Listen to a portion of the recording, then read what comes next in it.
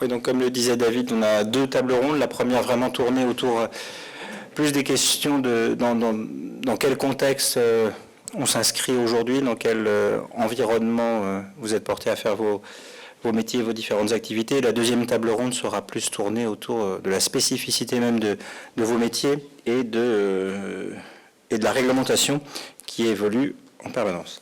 Alors, est-ce qu'on peut... Oui, la flèche verte. J'avais une chance sur deux. Ben, si vous voyez votre nom et votre photo, je vous demande de me rejoindre sur scène.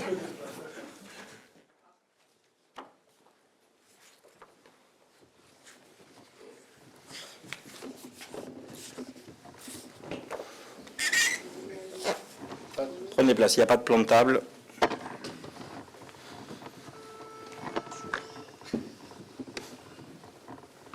Alors, dans l'ordre, Philippe a juste un coup de fil à passer. Non, c'est bon? Juste dans l'ordre. Donc, Cyril, qui est associé et qui est économiste au cahier de l'épargne, on va en parler assez vite. À côté de lui, Philippe, qui est le secrétaire général du CCSF, le comité consultatif sur le secteur financier. À côté de lui, Céline, qui est vice-présidente de l'Anacofi IMO. À côté, Pascal, que vous connaissez, Anacofi Courtage. Et au fond, Arnaud, qui est médiateur de la médiation de l'assurance. Je n'ai pas préparé de texte de présentation, mais c'est vrai qu'on est dans un contexte, si on doit résumer un peu le monde dans lequel on vit aujourd'hui, il y a un mot clé, je pense que c'est instabilité ou brouillard. Il y a à la fois de l'instabilité politique depuis un bon moment en France, mais il y a aussi une instabilité plus large. On a presque tous les jours en ce moment dans les échos des papiers sur l'instabilité fiscale, l'instabilité réglementaire, et à la fois à Paris et à Bruxelles. À Bruxelles, vous savez, il y a tout un processus qui a été engagé ils appellent ça ou bien l'omnibus, ou bien une simplification qui concerne plein de secteurs, et par ricochet, ça peut concerner l'ensemble de l'économie et aussi certains nouveaux métiers directement. Et en France, oui, on est dans un cadre aussi très incertain, avec une politique qui navigue à vue. En gros, le gouvernement aujourd'hui n'a plus vraiment de stratégie, si ce n'est de survivre, et la stratégie fiscale, elle évolue chaque jour, et ça crée tout ça de l'instabilité, de l'insécurité, de l'incertitude qui pénalise l'économie globalement et vos marchés aussi, que ce soit ceux de l'immobilier, de l'investissement, qu'on soit un ménage ou une entreprise. Sur l'immobilier, je voyais aussi récemment, on a avancé sur les statuts du bailleur privé, mais en même temps, rien n'est encore définitivement voté. Sur la flat tax, bien malin qui pourra dire quel sera véritablement le montant. On n'est jamais à l'abri d'une surprise. Et sur les entreprises, c'est un peu pareil. Et sur des nouveaux métiers comme d'innovation qui pourraient être liés aux crypto ou autres, pareil, on est en France ou en Europe dans une forme de flou qui se caractérise. Une des conséquences de ce flou, c'est, vous l'avez peut-être vu aussi, qu'on a un moment avec des taux d'épargne très élevés. Je vais passer la parole à Cyril, qui est bien sûr un expert de ce secteur-là en tant que patron des cahiers de l'épargne, mais à part période Covid, on n'a jamais eu un taux d'épargne aussi élevé en France depuis la fin de la Seconde Guerre mondiale. La moyenne, il le dira mieux que moi, mais c'est autour de 14%, et là, on est un peu au-dessus de 18%. Du coup, peut-être pour justement lancer les débats, Cyril, j'ai envie de vous demander qu'est-ce que vous avez en face de vous des gens dont le métier, pour certains d'entre eux, est quand même de faire fructifier l'épargne des Français. Ce n'est pas le cas de tous les membres de l'Anacofi, mais c'est quand même pour une bonne partie d'entre eux. Qu'est-ce que vous inspire ce taux d'épargne record? Quelles leçons on peut en tirer? Et peut-être un peu qu'est-ce qu'il faudrait faire pour faire en sorte que plutôt que de thésauriser, les Français aient un peu plus envie d'épargner ou de placer leur argent d'une manière utile. Vous avez chacun un micro. Alors, pour des professionnels de l'épargne, comme vous, qui vendez des placements financiers, a priori, c'est une bonne nouvelle quand vous voyez ce taux d'épargne à 18,4. Vous vous dites, ah super, mon marché est dynamique. En fait, le taux d'épargne est un faux ami, comme on l'appelle, pour étudier la conjoncture des marchés de l'épargne. Parce qu'en réalité, l'épargne des ménages, elle est calculée uniquement sur leurs ressources en termes de revenus, et c'est la part qui ne consomme pas. Mais vous le savez, en tant que professionnel, vous avez vu plusieurs fois rentrer chez vous des clients qui venaient de vendre leur immobilier ancien et qui avaient beaucoup d'argent à placer, en particulier des seniors. Et aujourd'hui, en réalité, le marché des placements financiers, qui est celui qui vous intéresse, au-delà du taux d'épargne et de l'image qu'on s'en fait, est assez déprimé. Il pèse que 6% du revenu disponible et pas du tout 18%. Parce que si les ménages, effectivement, mettent de côté beaucoup de leurs revenus, à côté de ça, ils ont une autre source de placement financier qui est la vente d'anciens grâce au crédit habitat. Quand un ménage jeune emprunte pour acheter de l'ancien, il l'achète plutôt en moyenne à un ménage âgé qui, au terme de l'opération, va réaliser une belle plus-value sur son immobilier et va en placer une certaine somme. Et aujourd'hui, c'est un peu à l'arrêt parce que le crédit habitat s'est effondré. On était sur des variations d'encours de crédit habitat de 80 milliards encore en 2021. On est aujourd'hui sur des variations d'encours de 2. Ça fait à peu près l'équivalent d'un choc de 4 points de revenus disponibles, si on essaye de l'estimer en poids du revenu, même si c'est pas du revenu. Et la disparition de cette ressource additionnelle dans la poche du secteur ménage fait que le marché des placements financiers est relativement déprimé et pas très dynamique aujourd'hui. Alors, c'est un peu contre-intuitif. En général, on se dit taux d'épargne élevé, super, je fais de la bonne collecte. Alors, pour vous autres qui vendez beaucoup d'assurance vie, beaucoup de PER, etc., ça se voit pas parce que vous avez en même temps d'énormes arbitrages en cours sur le stock de patrimoine des ménages qui sortent de leur compte à terme. Rappelez-vous, pendant 2-3 ans, ils ont massivement investi dessus. Maintenant, ils sont en collecte négative et ça profite à l'assurance vie. Vous avez des flux qui vont sur l'épargne de bilan, livret A, LDD, qui sont très déprimés. Donc ça profite à l'assurance vie. Vous avez des sorties de plans d'épargne logement qui sont massives et qui vont s'accélérer en 2026 parce que tous les plans d'épargne logement ouverts en 2011 doivent fermer au bout de 15 ans. Donc ça vous fait des sorties de près de 30 milliards qui sont attendus sur les plans d'épargne logement que vous allez pouvoir recycler en produits d'épargne longue. Mais attention, le marché est faible. C'est uniquement parce qu'on a des énormes arbitrages sur le stock qu'aujourd'hui votre activité résiste. Par exemple, pour les banquiers, c'est moins rigolo. Ils collectent plus du tout de produits d'épargne, à part sur les livrets soumis à l'impôt où ils font des offres mirobolantes pour essayer d'avoir trop de fuites de dépôt. Voilà. Alors, c'est pas une question piège, mais est-ce que vous savez si on vit un moment de spécificité française? Est-ce qu'on doit se faire peur quand on se regarde, ou finalement l'incertitude dont je parlais, elle est peut-être plus prononcée en France qu'ailleurs, mais c'est un peu le cas partout, et donc ça serait une crise qui d'une certaine manière serait plus conjoncturelle que structurelle. Alors je pense que les Allemands doivent être aussi inquiets quand ils voient l'état de leur économie qui stagne depuis 4 ans, la montée du chômage, l'entrée des Chinois en concurrence avec leurs industries fortes et qui leur piquent des parts de marché. Je ne pense pas qu'ils sont très joyeux non plus. Le phénomène de hausse du taux d'épargne qui est très marqué en France est valable dans beaucoup de pays d'Europe. Parce que dans beaucoup de pays d'Europe, le crédit habitat s'est effondré et ça a fait mécaniquement peser sur la conso. On se dit le crédit habitat, c'est pour faire de l'investissement dans la pierre. Ouais, oui, pour le ménage qui emprunte, mais pour le ménage qui vend son ancien, c'est une entrée d'argent qui lui permet de consommer, de placer, etc. Et donc ça, c'est un phénomène qui est dans tous les pays européens avec la remontée des taux qu'on a vécu. Alors avec nos difficultés budgétaires, en plus, on a une pression supplémentaire sur nos taux d'intérêt à long terme et on s'inquiète. On avait vu les taux du crédit habitat baisser un peu et puis là, maintenant, peut-être qu'ils vont à nouveau s'orienter à la hausse, freiner la petite reprise de l'immobilier ancien qu'on voyait et continuer du coup à peser sur la conso, à générer un taux d'épargne mécaniquement plus élevé. Alors avant peut-être d'aborder un deuxième point qui serait celui de qu'est-ce qu'on peut faire, quelles seraient les solutions, quelles seraient les pistes et qu'est-ce qu'on peut préconiser, continuons peut-être le tour de table sur cette partie un peu constat. Et Philippe, au CCSF, donc vous avez aussi maintenant pour ambition de lancer un rapport ou un observatoire, je ne retrouve plus le terme exact, mais un observatoire des produits de l'épargne financière.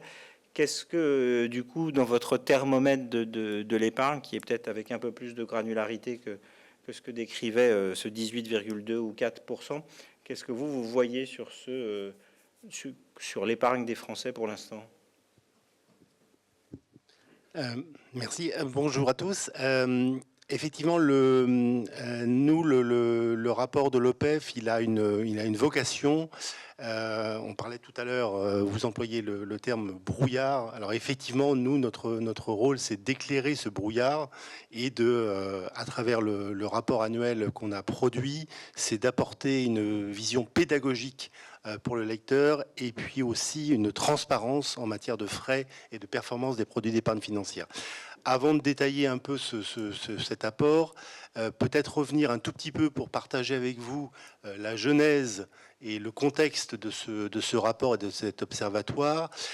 Au départ, c'est le législateur qui a confié au CCSF une mission nouvelle et structurante, celle de suivre les frais et les performances des produits d'épargne financière.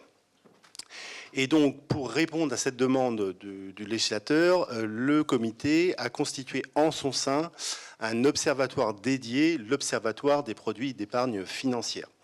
Et cet observatoire a commencé ses travaux légèrement avant l'entrée en vigueur de la loi Industrie verte qui a créé cette demande, donc c'est-à-dire légèrement avant octobre 2024, et a travaillé à l'élaboration d'un premier rapport annuel que j'ai ici, et qui a été adopté et publié début juillet 2025. Mais juillet 2025, c'est le début, ce n'est pas la fin de cette aventure, puisque quand les travaux ont recommencé cette année, et pas plus tard que mardi, il y avait un groupe de travail qui a recommencé à travailler sur la production du rapport annuel de l'année prochaine. Et d'ailleurs, David Charlet était présent mardi, puisqu'il est membre de l'OPEF. Et l'horizon qui est envisagé à présent sur la production de ce futur rapport annuel, c'est fin juin 2026. Pour revenir peut-être illustrer avec 2 ou 3 idées ce côté pédagogique et ce côté transparent des frais et de la performance, c'est tout d'abord en raison de la constitution même de l'observatoire. Puisque le rapport, il s'appuie sur les travaux d'un observatoire qui associe très largement l'ensemble des parties prenantes de la place. Et par parties prenantes, j'entends en premier lieu les professionnels que vous êtes, qui sont représentés au sein de l'OPEF, mais également les épargnants, et puis sans oublier les superviseurs et les régulateurs. Et donc, pour vous donner 2 ou 3 illustrations de la pertinence de ce rapport, tout d'abord, il présente l'ensemble des grandes enveloppes d'investissement qui sont proposées aux ménages, que vous connaissez, qui sont l'assurance vie, les PER, les PEA, les comptes titres. Et il présente non seulement ces enveloppes, mais il présente également les supports d'investissement qui sont contenus dans ces enveloppes, comme les fonds en euros, les OPC, les produits structurés, les actions non cotées. Et donc, ça permet de couvrir un ensemble qui est très vaste, puisque s'il y a un chiffre à retenir, je ne vais pas vous abreuver de chiffres, mais il y a un chiffre à retenir, c'est le chiffre de 2146 milliards d'euros. 2146 milliards d'euros, c'est le périmètre d'actifs couvert par ce rapport. Donc, c'est-à-dire, c'est l'ensemble du périmètre que la loi nous demande de couvrir, et c'est l'ensemble des produits d'épargne financière, si on accepte les produits d'épargne réglementés, mais qui obéissent à une autre logique. L'autre apport du rapport, c'est aussi qu'il s'intéresse aux différentes stratégies d'investissement, les stratégies indicielles, les stratégies actives. Et puis, il y a un focus un peu particulier sur les produits plus complexes, comme les produits structurés dont je parlais tout à l'heure, qui sont d'une lecture qui est quand même un peu plus difficile pour le grand public et pour les épargnants en général. Donc, on voit que la dimension pédagogique et la dimension, la volonté d'éclairer l'acte d'investissement, elle se matérialise bien dans le rapport. Elle se matérialise aussi d'une autre manière, c'est que au tout début du rapport, on va trouver des éléments clés qui devraient être ceux de l'épargnant, du réflexe de l'épargnant. Alors bien sûr la performance, bien sûr les frais, mais aussi la notion de risque, la notion de liquidité, la notion de durabilité, la notion de conseil. Et puis une dernière notion aussi qu'on a tendance à oublier, c'est l'impact de l'inflation. Parce que l'inflation a un impact, certes sur les investissements, mais aussi sur l'argent qui n'est pas investi. Voilà, donc cette ambition pédagogique, on va essayer de la poursuivre cette année dans le nouveau rapport. Et on espère que ce rapport va devenir un outil de référence, bien sûr pour les épargnants, mais aussi pour la profession. Au-delà de ce constat, le contexte actuel de l'épargne, est-ce que du tableau que vous dressez, est-ce qu'il y a des leçons à tirer de ce premier rapport de l'OPEF qui vont au-delà de la description, mais qui sont comme un point, si on devait prendre un peu la température, hein? Oui, alors effectivement, le rapport, c'est un rapport d'un observatoire, hein, donc il ne prend pas parti, mais tout du moins quand même, il y a quelques grands enseignements. Le premier, c'est que à long terme, alors c'est un peu enfoncer une porte ouverte, mais enfin, parfois il faut aussi enfoncer des portes ouvertes. À long terme, les actions restent la classe d'actifs la plus performante. Alors certes, il y a une prise de risque. Il y a, dans tout acte d'investissement, il y a l'acceptation d'une prise de risque. Mais ce que montre le rapport aussi, c'est qu'en ayant une stratégie de diversification de ces allocations d'actifs, on arrive d'une part à pouvoir bénéficier d'opportunités intéressantes, et puis d'autre part, on arrive quand même à réduire assez fortement ce risque. L'autre enseignement, le deuxième enseignement, c'est que bien sûr les frais, c'est important. Mais ça ne doit pas être le seul critère qui va pousser l'épargnant à investir. Il doit aussi s'intéresser à d'autres critères, et c'est pour ça qu'on les a mis en tête du rapport, comme ses objectifs en termes de durabilité, de liquidité, ses perspectives d'investissement. Et donc, il ne doit pas se focaliser uniquement sur les frais et les performances, même si c'est des éléments essentiels quand même de l'épargne. D'accord. Peut-être passer la parole à Arnaud, avant de donner la parole aux membres direct de l'ANACOFI. Alors vous êtes médiateur de la médiation de l'assurance. Pareil, entre décrire ce que vous faites et puis donner un petit point de conjoncture quand même sur qu'est-ce qui ressort cette année sur des produits comme, je sais pas, on peut commencer par l'assurance vie ou d'autres, mais on pourra élargir ensuite, hein, qui est un produit d'épargne, un des produits d'épargne préférés des Français. Le produit d'épargne préféré des Français. Je suis médiateur de l'assurance, donc qu'est-ce qu'on fait? David est à notre conseil d'administration. On reçoit 45 000 saisines par an. Voilà.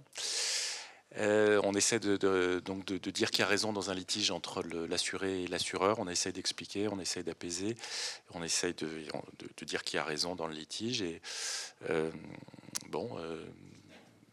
dans plus de la moitié des cas, quand le dossier est recevable, l'assuré obtient quelque chose, en tout ou partie. Ce qui montre que parfois les services réclamation peuvent encore faire des progrès. Par rapport à notre débat, moi je crois que le fait le plus marquant par rapport à la conjoncture, on a une forte hausse. Donc, sur les 45 000 saisines, 8% des dossiers, c'est assurance vie, épargne retraite. Parce que pour les 2 tiers, c'est de l'assurance dommage, et puis le solde, c'est santé et prévoyance. Donc, les dossiers assurance vie, épargne retraite sont minoritaires chez nous. Mais qu'est-ce qu'on peut noter à ce sujet? Les problèmes de pouvoir d'achat, c'est-à-dire qu'on a vraiment une forte hausse des demandes pour récupérer son épargne retraite. Des problèmes de liquidité ou choses comme ça. Je ne sais pas comment ça se concilie avec le taux d'épargne extrêmement élevé. Les gens font part de difficultés financières et disent je veux récupérer mon épargne retraite, qui est sur un PERP, si c'est un vieux contrat, ou un article 83, qui est sur un plan d'épargne retraite.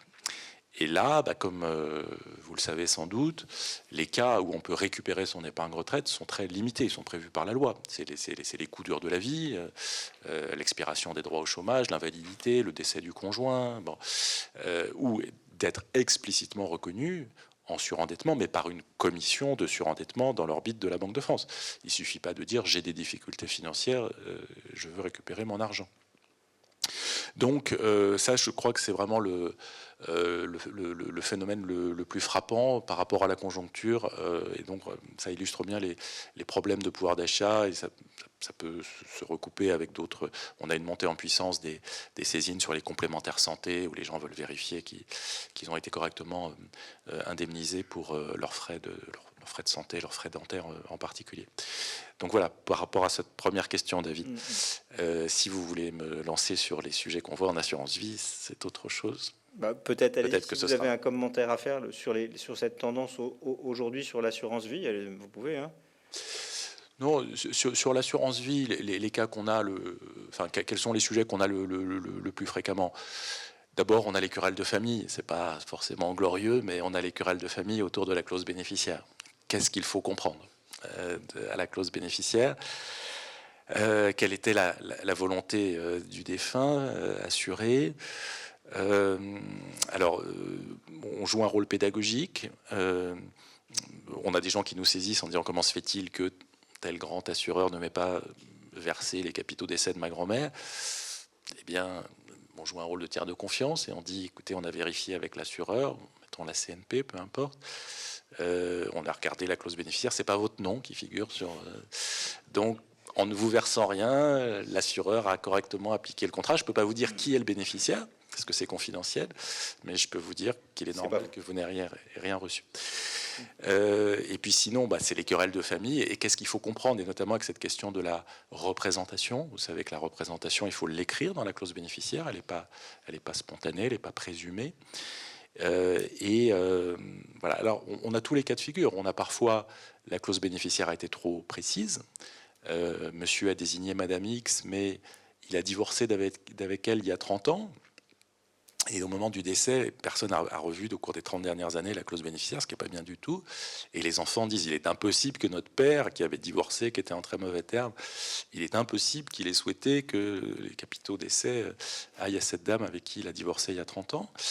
Donc si c'est trop précis, donc le conseil évidemment, c'est qu'il faut revoir très régulièrement la clause bénéficiaire, vérifier qu'elle correspond aux souhaits de l'assuré. Si c'est trop vague, c'est un problème aussi. Alors parfois on a des cas où je souhaite que mes capitaux aillent à une association de protection des animaux, mais c'est pas marqué SPA explicitement, c'est marqué une formule plus vague. Alors est-ce qu'il faut comprendre que l'assuré souhaitait que ce soit pour la société protectrice des animaux, ou est-ce qu'il y a une marge d'interprétation? Voilà, si c'est trop vague, c'est pas bon non plus. Et puis bien sûr, il y a la question de la représentation que j'ai mentionnée, et puis mes héritiers. Donc ça,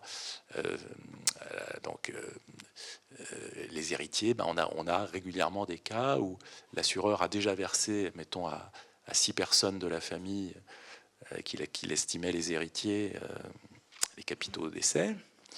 Et puis quelques mois plus tard, il dit mince, j'en ai trouvé 3 de plus.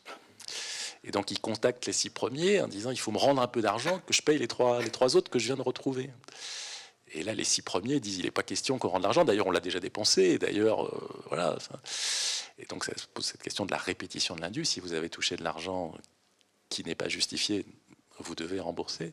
Et donc ça c'est un problème vraiment très particulier parce que les bénéficiaires sont de bonne foi en disant l'assureur m'a versé les capitaux décès, de bonne foi je les ai dépensés puisqu'il n'y a pas de raison de penser que j'allais devoir rendre, que j'allais devoir pendant une certaine période être précautionneux. Donc voilà le genre de situation qu'on voit. C'est pas conjoncturel en fait, ça c'est un problème qu'on retrouve toutes les années. Tous les ans, il y a les problèmes de devoir de conseil, il y a les problèmes de frais excessifs. Peut-être revenons sur la conjoncture avec Pascal et Céline sur vos 2 marchés à vous spécifiques. Peut-être si Céline, prenez le micro. On a commencé à l'évoquer tout à l'heure avec Cyril. On est dans un contexte un peu particulier avec un taux d'épargne très important et un marché de l'immobilier qui est, il n'a pas utilisé ce terme-là, mais un petit peu ou à l'arrêt ou en crise. Je ne sais pas quel est le terme exact qu'il faut utiliser. Vous, quels sont les indicateurs? Si on reste sur un plan un peu conjoncturel, comment est-ce que vous voyez les choses en ce moment sur votre segment de marché, hein? On va se fier aux derniers indicateurs de l'AFPI pour le neuf et puis des notaires pour l'ancien.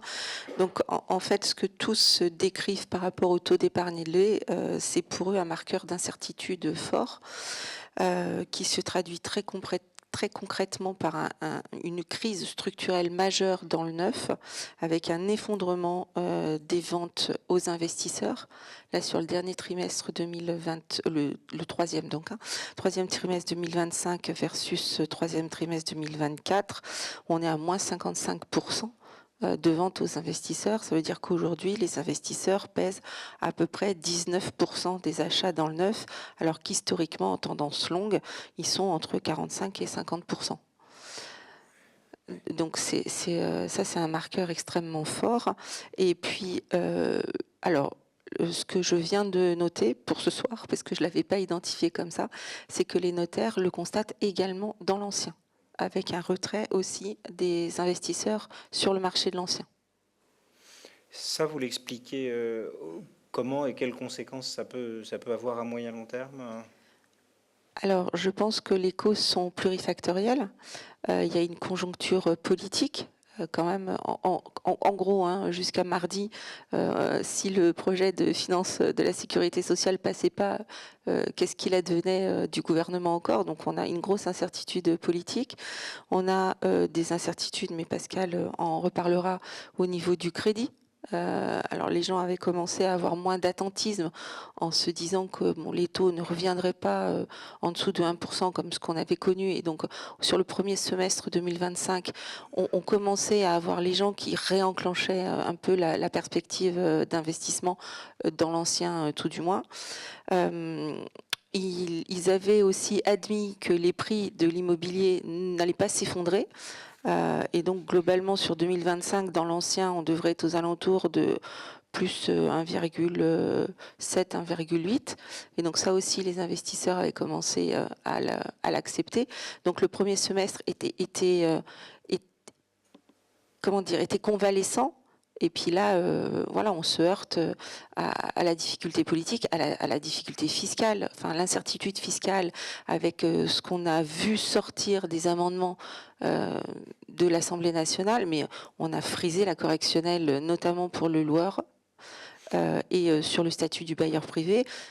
Pardon de l'expression, mais on n'est pas encore rendu. Ouais, donc je vais vous demander de préciser un peu sur le bailleur privé. Juste, j'ouvre une parenthèse. Demain, dans les Échos ou ce soir sur le site, on a un papier sur visiblement en fait, on est quel jour aujourd'hui? On est mercredi.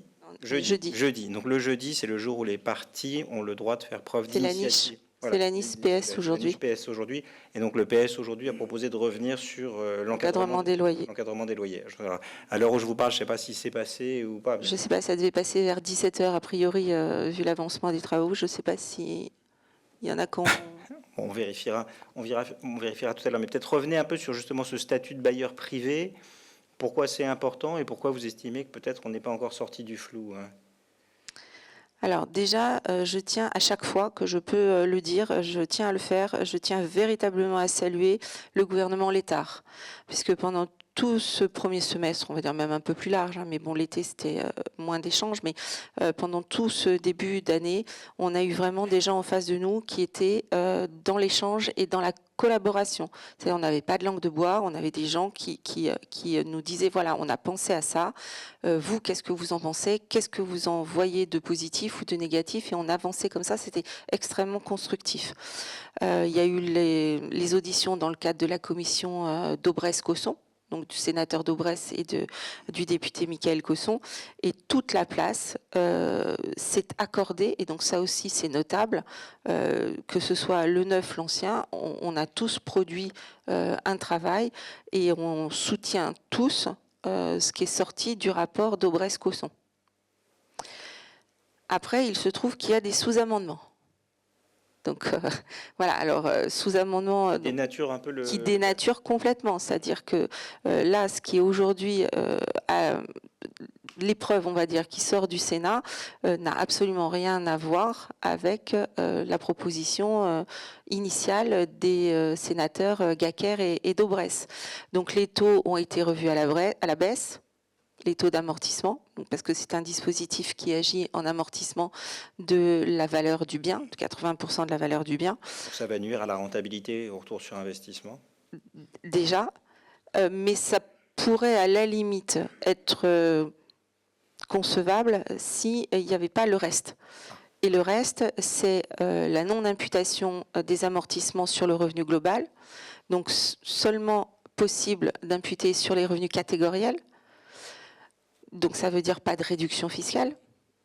Donc ça veut dire que je peux Catégoriel, seulement... ça veut dire si on a d'autres investissements dans l'immobilier. C'est ça. D'accord, donc si Donc, on est en un fait, néo-investisseur, par exemple, on a... Exactement. Donc tel qu'il est là aujourd'hui, ça ne peut être qu'intéressant qu'à quelqu'un qui achète cash, et donc qui va consommer son épargne, mais de ce qu'on voit, c'est pas tout à fait le cas. Et puis un multi-investisseur qui a déjà des revenus locatifs par ailleurs. Donc c'est très très loin d'être la cible principale des investisseurs. Et donc si on ne s'adresse pas au gros de la masse des investisseurs potentiels, on risque pas de relancer le logement. Donc déjà ça, c'est la première chose. Et la deuxième chose, c'est que le dispositif actuellement, contrairement à la version de l'Assemblée nationale d'ailleurs, le dispositif sous-amendé du Sénat n'est pas cumulable avec le loc avantage. Donc quand on a aujourd'hui un besoin tel en logement intermédiaire et que donc on a la possibilité par le biais du bailleur privé d'avoir un rôle sociétal qu'il remplit déjà, hein, juste pour vous donner un ordre d'idée, le bailleur privé fournit 22% du parc locatif alors que le bailleur social il en fournit 17%. Donc aujourd'hui le bailleur privé a un rôle sociétal énorme. Et donc le privé de pouvoir le coupler avec le loc avantage, c'est encore une fois privé de logement pour l'intermédiaire, le social, voire le très social, et donc supprimer encore un bout d'attractivité de ce dispositif. Ouais, bon, c'est surprenant parce qu'en plus c'est vrai que là on est sur un besoin qui concerne tous les Français, quelle que soit leur classe sociale, quelles que soient les régions. On voit bien qu'on est face à une crise d'une ampleur quand même sans précédent, et c'est vrai qu'on voit bien qu'on est aujourd'hui complètement bloqué et que le flou, le brouillard dans lequel les uns et les autres vous évoquiez, on essaye de naviguer, joue un rôle qui fige un petit peu tout, quoi. Ça rend les gens un peu immobiles. Pascal, sur ce point, et peut-être un peu élargir s'il y a d'autres points que vous souhaitiez mettre en avant. Bonsoir. Pour élargir, et notamment pour revenir sur ce point, on s'aperçoit qu'à l'heure actuelle, on a 2 887 000 personnes qui sont en attente de logement HLM.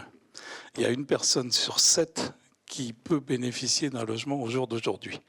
On a tué tout l'investissement locatif qui prenait une partie de ce qui pouvait être mis sur des conditions de loyer et des conditions qui pouvaient fonctionner.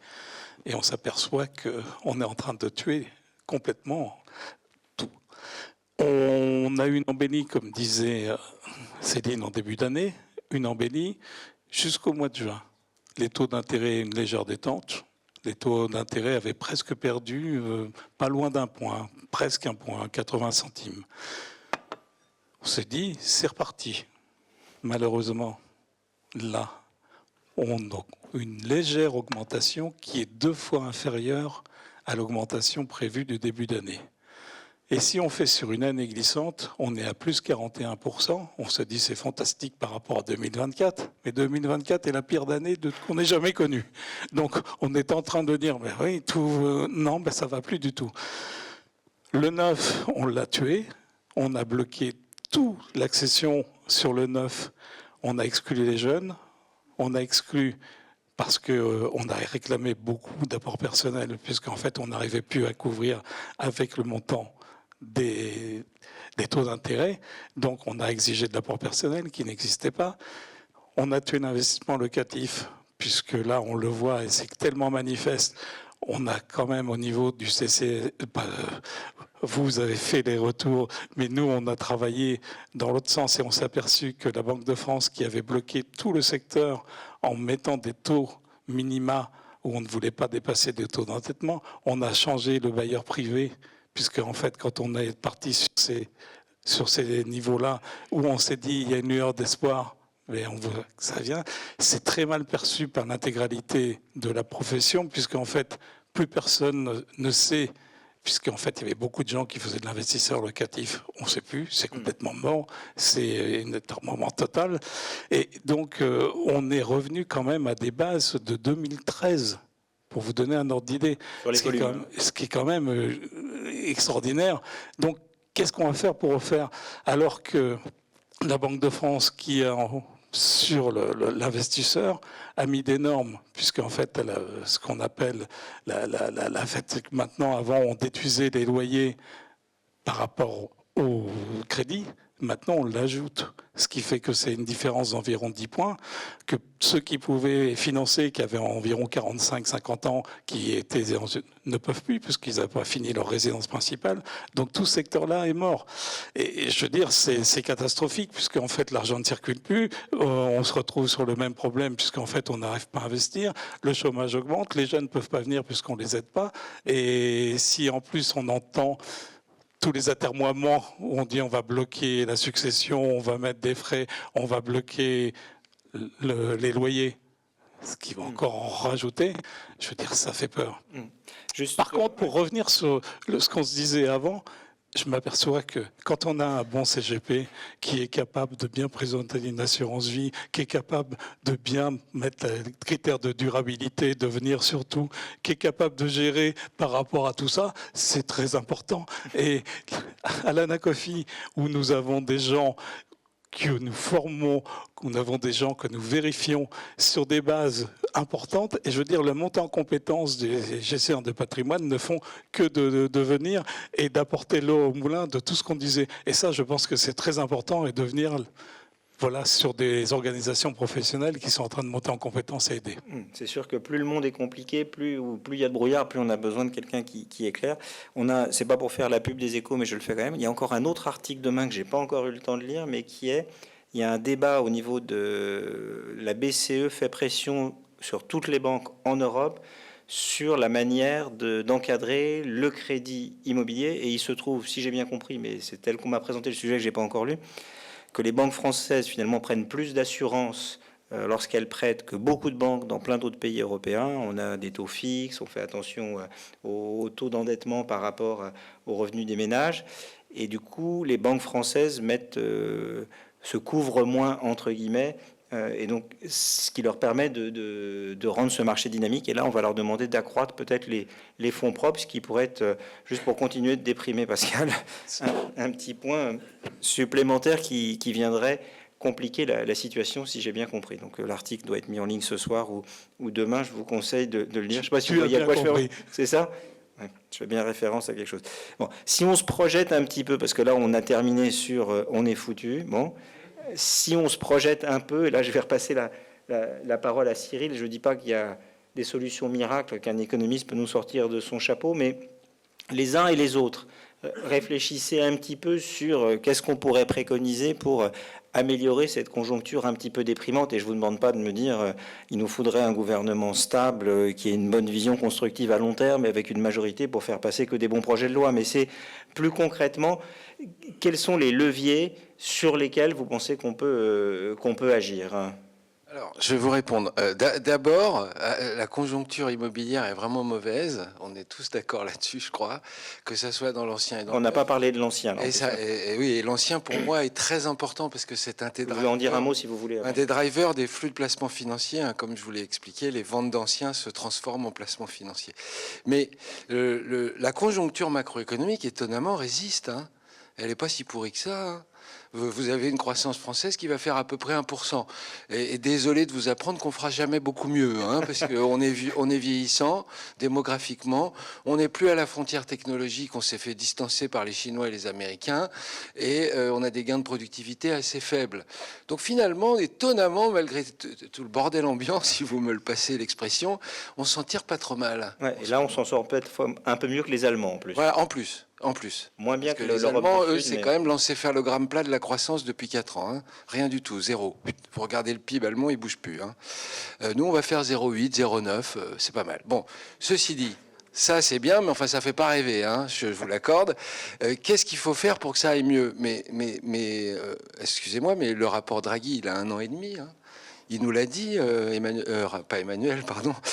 Mario. Mario, il nous l'a dit, 750 milliards d'investissements annuels pendant 10 ans pour revenir à la frontière technologique, pour récupérer notre souveraineté industrielle, pour se mettre à niveau dans le numérique, dans l'éducation, etc. Je dois oublier la défense, bien sûr. Et il l'a dit. Voilà. Et il a dit aussi que ça passerait par une mutualisation des dettes publiques au niveau européen. Pardon, je cherche, je ne la vois pas arriver. Et il a dit que ça passait par l'union des marchés de capitaux et la mobilisation des patrimoines des ménages en Europe, parce que l'Europe qu'on voit si faible a une force, c'est son épargne excédentaire.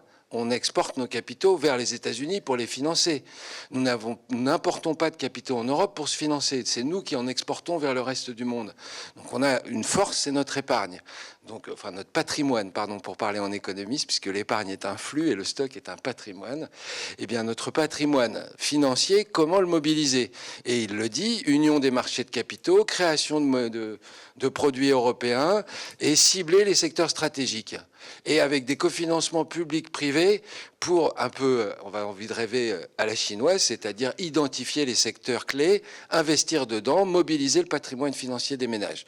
Alors au lieu de se focaliser sur la manne fiscale que ça peut nous rapporter, on ferait mieux de réfléchir à comment orienter le patrimoine financier des ménages pour financer ces secteurs stratégiques.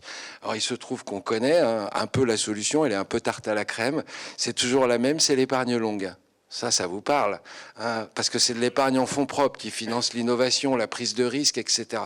Donc voilà à quoi on doit réfléchir, nous les économistes et nos chers politiques, s'ils voulaient arrêter d'être tous, je dis bien tous, dans la posture, à nous expliquer les uns qu'on n'augmentera jamais les impôts, les autres qu'on baissera jamais les dépenses. Ben non, ça va être un mix de tout ça qui va arriver, bien évidemment, parce que baisser les dépenses, c'est baisser les prestations sociales, c'est 60% de la dépense publique. Qui aura le courage politique d'y aller? Ça sera difficile. Il faudra bien passer aussi par ça et là des retraits de niche fiscale ou des hausses d'impôts à droite à gauche. Mais personne n'ose le dire puisqu'ils sont tous dans la posture à défendre les points de vue de leur électorat. Donc finalement, on n'avance pas. Et si on veut mobiliser l'épargne, réfléchissons plutôt à allonger les horizons, réformer peut-être l'assurance vie, peut-être la faire avec un horizon plus long, 10 ans, 12 ans, plutôt que 8 ans, pour permettre plus d'investissements en fonds propres. Retravaillons peut-être l'épargne salariale. Le PER et le PERCOL montent en puissance, mais par rapport au plan d'épargne entreprise, ils pèsent encore peu. Donc il y a peut-être là des moyens aussi de réorienter l'épargne longue. Réformons l'épargne réglementée, voilà des sujets. On a, paraît-il, une caisse des dépôts qui est en sur-ressources, tellement les encours de livret A, de LDD, de livret d'épargne populaire sont énormes. Utilisons ça pour cofinancer avec le privé et aller vers des axes stratégiques. Voilà, bon, ça c'est bien sûr l'économiste, il n'y a qu'un faucon, mais ça avance quand même en Europe un peu sur l'union des marchés de capitaux. Il manque quand même la grande jambe, qui est l'union de la dette publique, qui ne veut pas se faire pour tout plein de raisons, mais qui serait très utile à l'union des marchés de capitaux, parce que ça nous créerait un actif liquide profond un peu sur le modèle des T-bills aux États-Unis, qui sert de collatéral, qui permet d'avoir un actif sûr, qui rassure les actifs financiers, qui permet de faire circuler le capital en Europe. Voilà. Donc on va probablement, si les choses sont faites dans l'ordre, aller vers quand même des réformes de nos marchés de l'épargne, pour allonger les horizons des épargnants. Alors, vous pouvez entendre aussi un gros mot en France, fonds de pension, on l'appellera PER, c'est pas grave, mais effectivement, une bascule peut-être de l'assurance vie, qui a quand même un horizon un peu court, mine de rien, 10 ans, c'est un peu court pour financer tous ces projets de long terme, et que peut-être il faut allonger encore un peu les horizons d'épargne. Mais ça, c'est un vœu pieux de l'économiste de l'épargne, qu'on répète année après année depuis 10 ans, et je peux avoir peur que dans la situation politique actuelle, ça n'avance pas. On a failli titrer 1 an après le rapport Draghi, 1 an de perdu. Est-ce que quand même il y a 1 ou 2 trucs qui ont bougé selon vous dans un sens ou dans un autre? Mais il y a peut-être des gens plus qualifiés que moi pour en parler. On avance quand même sur la dérégulation un peu du secteur financier. Il y a la simplification. Ils réfléchissent aussi sur Solva 2, à simplifier un peu.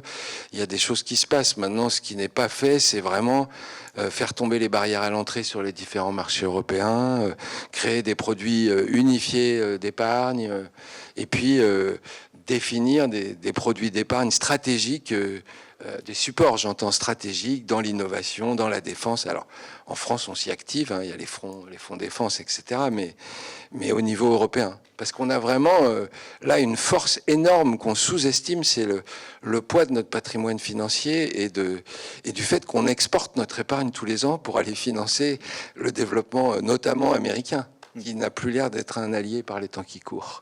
Peut-être une question de transition pour Philippe. Alors le CCSF n'est pas là pour dire ce qu'il faut faire, mais vous avez évoqué quand même tout à l'heure l'intérêt du marché action. On voit aux États-Unis un marché action très très dynamique et en partie nourri par l'épargne européenne qui se déplace via des indices MSCI ou autres pour aller se baser aux États-Unis. Vous, en tant que CCSF, alors est-ce que vous voyez des débuts ou de solutions ou de pistes où vous dites, en tout cas, c'est des questions qu'il faudrait qu'on se pose à la fois ou sur le marché action ou sur d'autres domaines?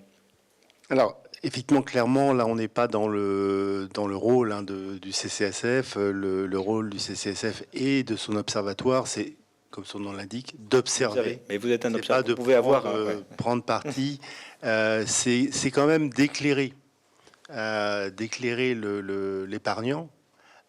C'est de lui donner des clés de compréhension en partant du postulat que plus l'information est disponible, plus elle est de qualité, plus il pourra jouer son rôle. Ça rassurera. Ouais.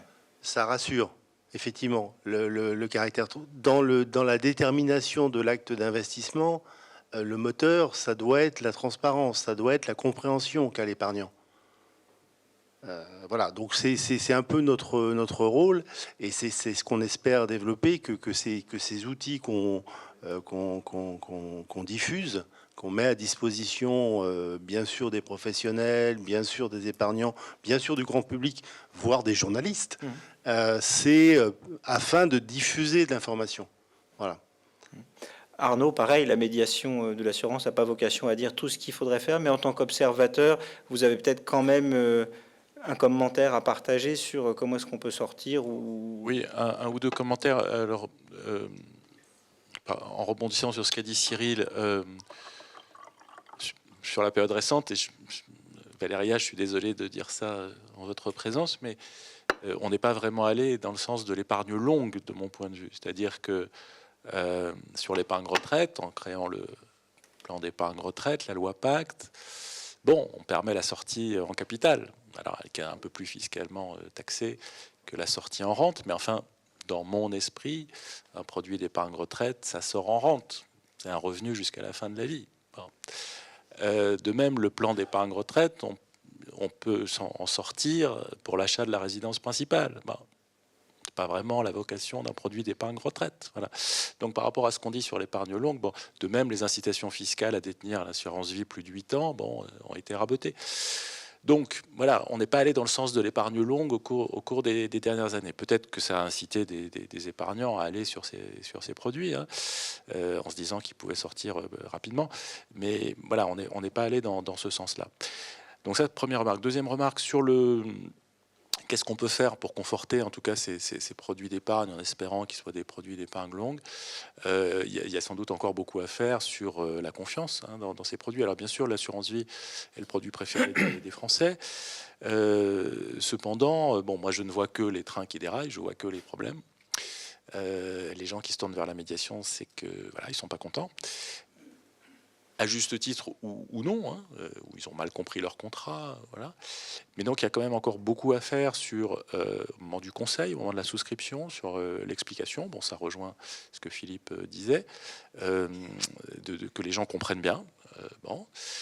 Ensuite, il y a aussi des progrès à faire chez nos gestionnaires, conseillers.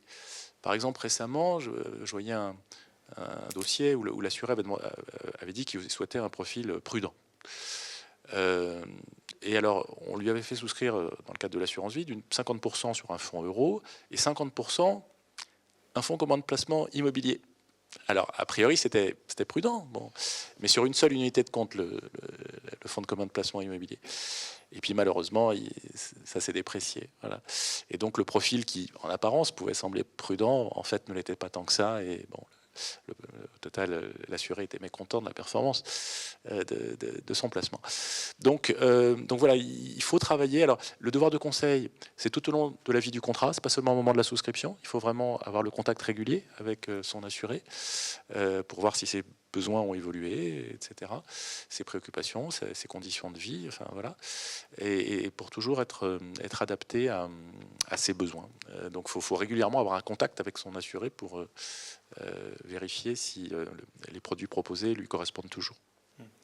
Céline, sur le marché de l'immobilier, alors je ne vous demande pas ce que vous feriez si vous étiez ministre du Logement, mais Surtout ou à pas. Bercy, mais qu'est-ce qu'on peut faire pour essayer de débloquer quand même un tout petit peu la situation, pas seulement sur l'investissement privé, mais plus globalement sur le marché immobilier. Alors j'ai plus les statistiques en tête, mais sur le neuf, on dit qu'il y a besoin de 500 000 logements en France. Il y aurait besoin de 500 000 logements neufs, et je crois qu'on est, je ne sais pas à combien on est aujourd'hui, 200 000 ou moins de 200 000, je dis peut-être n'importe quoi, mais et ça, c'est un problème qui est 139 000. 139 000. Voilà. Donc, et c'est un problème structurel puisque les bonnes années avant, on était autour de 200, un peu plus de 200 000. On n'a jamais atteint le chiffre dont on a besoin. Donc, et on dit aussi souvent que les logements vides ne sont pas au bon endroit. Donc, il ne faut pas se fier simplement aux statistiques nationales. Mais bon, comment est-ce qu'on peut faire pour avoir une politique ou redonner du sens à l'investissement immobilier, hein?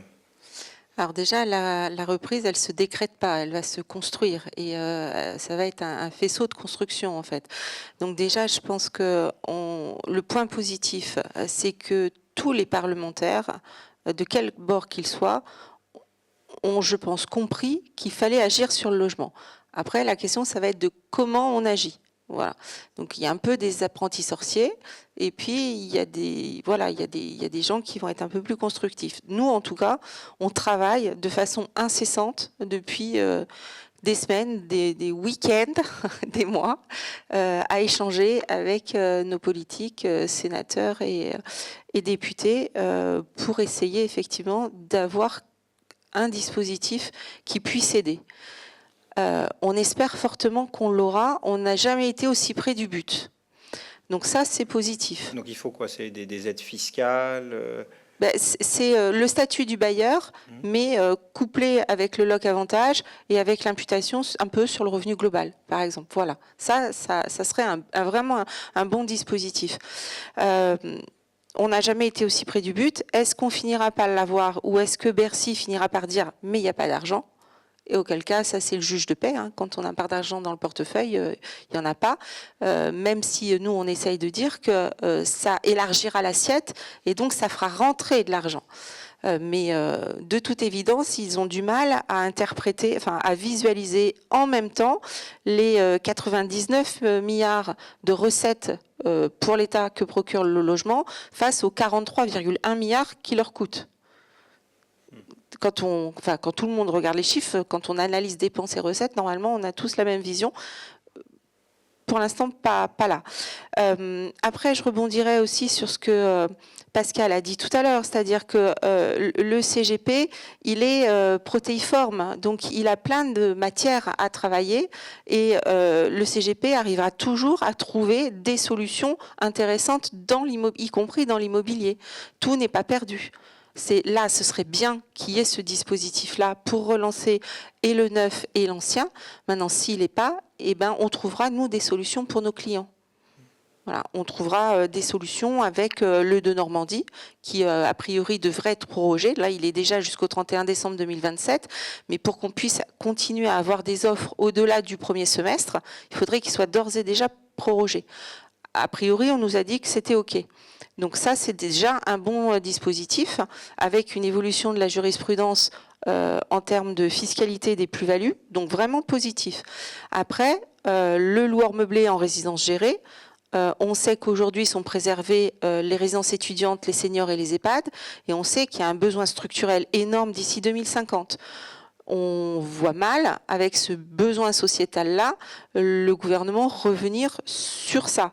C'est plutôt le reste qui est en danger et qui procure pour autant des logements, hein, du meublé diffus pour la résidence principale d'un étudiant ou du meublé diffus en bail mobilité pour ceux qui sont en mission.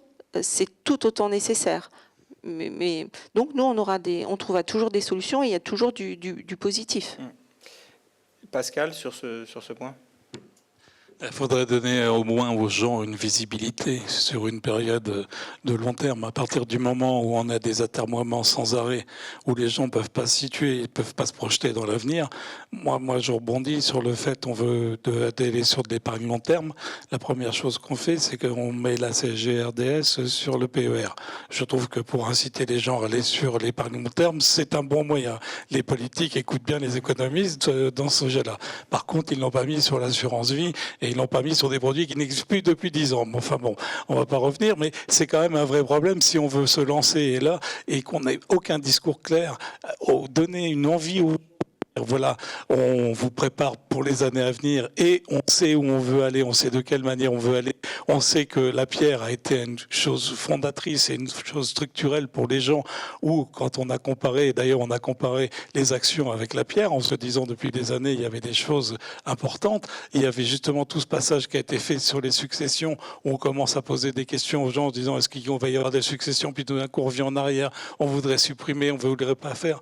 Mais comment voulez-vous que des gens se projettent et sortent leur investissement et l'argent qu'ils ont de côté à l'heure actuelle, puisqu'ils se disent mais autant que je laisse là, puisqu'au moins il est planqué, et puis on verra, puisque j'attends. Et là, il n'y a rien de pire. Il faut lancer, si on veut l'économie, il faut la faire circuler l'argent, et là on fait tout pour ne pas le faire circuler. Il me reste... Oui, Cyril, vous vouliez rajouter quelque chose? Je voulais juste rajouter qu'il faut, à notre lecture à nous, il y a effectivement des mesures fiscales qui ont pénalisé tout ça, mais le facteur numéro 1, c'est la remontée des taux d'intérêt. C'est l'envolée des taux d'intérêt.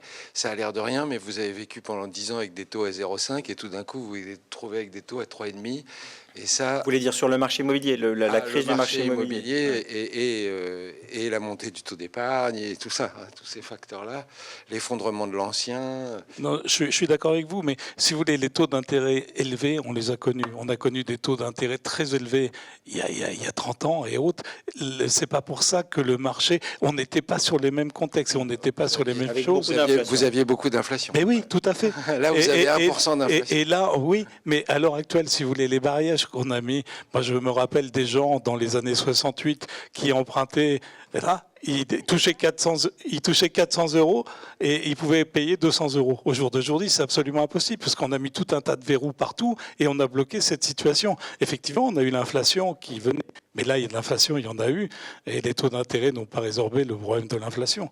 Et là, les taux sont en train de remonter et l'inflation ne remonte pas de la même manière que les taux. Ils sont en train de baisser aux États-Unis. Les taux, oui. Ben oui, mais chez nous, ça me semble difficile quand aujourd'hui l'OAT est au-dessus du taux de... aujourd'hui. C'est ça. On aura peut-être le temps pour une ou deux questions. Alors j'ai besoin de voir déjà est-ce qu'il y a une ou deux personnes qui veulent se lancer pour poser une question. Monsieur, alors attendez, il faut que je vous apporte un micro. J'ai parlé fort, c'est bon, c'est pas grave. Ok. Question pour Cyril. On a beaucoup parlé de long terme et puis là on parle de l'année 2025. Je pense qu'en 2025, en tout cas moi d'après les informations que j'ai, le placement qui a eu le plus de succès, le produit qui a eu le plus de succès, c'est un ETP sur le Bitcoin qui a été lancé par BlackRock et qui a dû collecter plus de 50 milliards. C'était ma dernière question. Vous me piquez ma dernière question au secours qui était sur l'innovation. Mais allez-y. Alors, pourquoi je pose cette question-là? Enfin, derrière ça, j'ai une réflexion, c'est que j'ai beaucoup entendu parler de temps long, et donc je voudrais entendre notamment Cyril sur le point suivant. On a l'impression que les jeunes générations et les jeunes épargnants ont une passion assez forte pour les crypto-actifs et que les taux de détention des crypto-actifs sont élevés et concernent les jeunes. Beaucoup. Donc, premièrement, quelle vision vous avez de ce marché-là, et notamment pour les CGP en termes de distribution de produits d'épargne? Et on a vu d'ailleurs, puisque Sébastien est juste devant moi, que l'AMF a sorti un texte sur les produits complexes il y a 2 jours, changeant un peu sa doctrine sur les crypto-actifs. Et ma deuxième question, c'est qu'on sait qu'on a un fort vieillissement de la population et on sait qu'on va avoir entre 5 et 10 milliards qui vont changer de main, qui vont passer d'une génération à une autre et avec des pratiques d'épargne qui sont différentes. Et j'ai bien entendu le propos sur le rapport Draghi, mais le rapport Draghi, il raisonne sur une logique d'épargne où en fait l'épargne sert au financement de l'économie et on a une boucle qui fonctionne comme ça. Et donc ma question un peu à l'économiste, c'est si les jeunes générations décident que l'avenir n'est pas dans tous les actifs dont on a parlé, mais plutôt dans les cryptoactifs, quel marché en termes d'épargne et quel impact économique? Parce qu'a priori, aujourd'hui, on a le sentiment que la boucle épargne, financement de l'économie par les cryptoactifs, elle ne fonctionne pas tout à fait de la même façon qu'avec les actifs traditionnels. Ça, c'est sûr. Alors, déjà, sur les cryptos, l'économiste n'aime pas. Hein, moi, j'aime pas les cryptos. Pour moi, c'est la tulipe moderne. Pour ceux qui connaissent la tulipe, voilà. Maintenant, la réalité, c'est que c'est un moyen de paiement sécurisé, etc., et qui puisse supplanter les autres moyens de paiement. Donc, il faut absolument que la BCE surveille ça de très près, comme l'huile sur le feu. Je serais en train de te dire. Alors, sur la deuxième question, sur l'héritage, Sur les jeunes et sur les jeunes. Alors, dans un monde idyllique, on hérite à 20 ans, mais dans la réalité, on hérite à 60. Hein. Donc avant qu'on ait que les nouvelles générations nous chamboulent l'allocation de l'épargne, ça va prendre du temps, puisque encore des gens de mon âge vont hériter. Et moi, je pense que dans notre génération, les cryptos, c'est pas très inquiétant. Moi, ce qui m'inquiète beaucoup plus, c'est les stablecoins.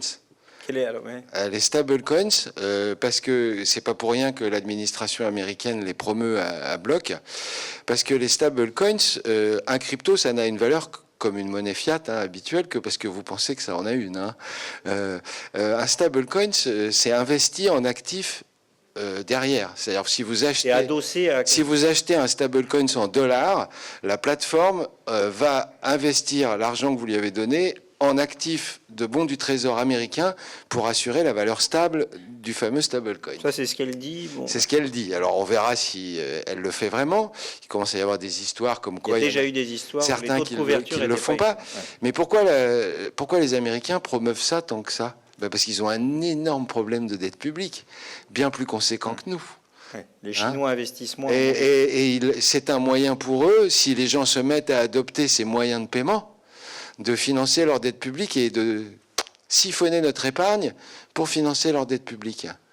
Donc vous comprenez que là, il se joue un enjeu stratégique, mais pour les banques aussi, parce que c'est leur dépôt qui partirait si les gens se mettaient à acheter du stablecoins et elles pourraient plus faire leur activité de transformation de crédit. Et même c'est un enjeu pour la politique monétaire, parce que tiens, je baisse les taux, ah ouais, mais ça relance pas le crédit, parce que de toute façon, les banques ont plus de dépôts, tout est parti aux États-Unis. Donc là, moi, les stablecoins, ça m'inquiète beaucoup plus. Sur le fait que les cryptos, alors moi je pense que les cryptos, ça va probablement se révéler être un phénomène de mode, et qu'après 2, 3, 4, 5 gros chocs sur les cryptos comme celui qu'on a vécu récemment, peut-être que les gens vont se calmer. En tous les cas, ça ne sert pas à financer l'économie, c'est sûr, et peut-être que les banques centrales devraient essayer de réguler ça de façon un peu plus agressive. En tous les cas, la BCE s'y prépare, elle nous parle d'un projet d'euro numérique, etc., pour essayer de supplanter un peu les cryptos. Alors je comprends que quand on vend du produit d'épargne, on est toujours attiré par un actif qui monte, hein, parce que c'est facile de le vendre. C'était très facile de vendre de l'investissement dans la tulipe en Hollande au XVIIIe siècle, et les gens ont fini ruinés. Donc je ne vous conseille pas de le faire pour vos épargnants avec les cryptos. Voilà. Ouais. Ça a été... Le produit BlackRock a effectivement, ça a été le produit le plus... C'est une des classes d'actifs qui a le plus progressé cette année, c'est ça? Ouais. Merci à tous les 5 pour cette... Est-ce qu'il y a une deuxième question? Parce que Non. Pas de deuxième question. Bah, écoutez, dans ce cas-là, c'est une bonne transition avec la table ronde suivante où on doit parler de régulation, d'évolution du système réglementaire. Et dans ce cadre-là, on aura sans doute une question autour des cryptoactifs. Merci à tous.